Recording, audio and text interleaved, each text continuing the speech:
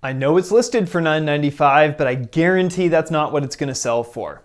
That's a conversation that every buyer's agent has had with a buyer at least once in the Oakland, California market. That's because we use teaser pricing here. It's a strategy that has evolved over decades. It's confusing, it's frustrating. So what do you do about it? How do you actually know what a property is going to be worth and what it's going to sell for? Well, I've broken down the data and we're going to cover it in this video right now. Hey everybody, welcome back to the channel. Thanks for being here. Today I want to talk to you about the teaser pricing model and how to interpret the data so you know what a property is going to sell for before you actually go and see it, at least based on averages.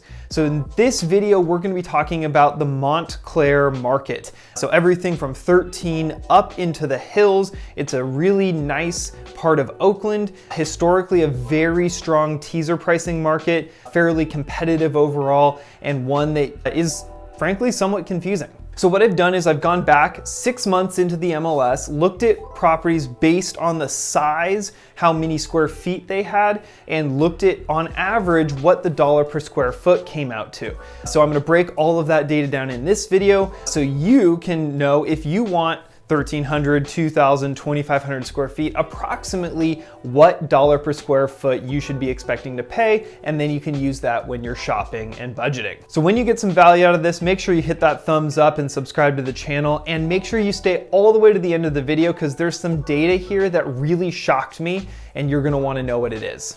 All right, so let's break this thing down. So up to 1,300 square feet, in the last 6 months, we found 8 properties that had sold. On average, they were selling for $1,039 per square foot. So that is pretty typical in these higher price neighborhoods in Oakland. And just like other areas outside of Oakland, like Alameda, which I did a video on, and I'll link to it up here, you're at about that $1,000, or in this case, almost $1,040 a square foot for that entry level 1,300 square foot home.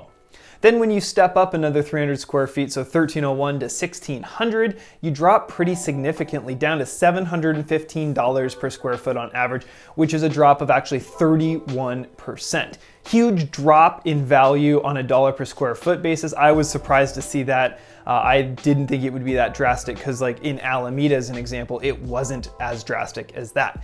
Then you go up to the next 300 square foot, so 1,601 to 1,900, and you see a pretty minor decline of only 2.5% down to 697. So not all that much of a drop. And then again up to 1,901 to 2,200 square feet, you see a 3% or 3.1% drop down to 675. So from just over 1,300 square feet all the way up to about 2,200 square feet, you're plus or minus around that $700 a square foot mark. So most of those properties, that's kind of a pretty solid sweet spot. There's a big chunk of those sales happen in that price point. That's a lot of the market in Montclair. You should expect to pay on average about $700 a square foot. Now, again, these are all averages. They're not going to be perfect measurements for your property in particular, but it should give you a range of what you should be expecting in those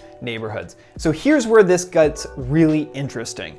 Up to that $2,200 square foot, we've seen the price per square foot decrease, right? It's come down in some cases smaller, in some cases larger, but at 2,201 to 2,500 square feet, it actually went up 4.4% to an average of $705 a square foot. Fascinating. I wasn't expecting that. And it's not because there were only like 2 properties and they both sold really high. There was actually 11 sold in that band in the last 6 months, which was consistent with almost all the other segments that I broke out. And it really shocked me that it actually went up. I was expecting it to continue to trend down because most of the time that's what happens.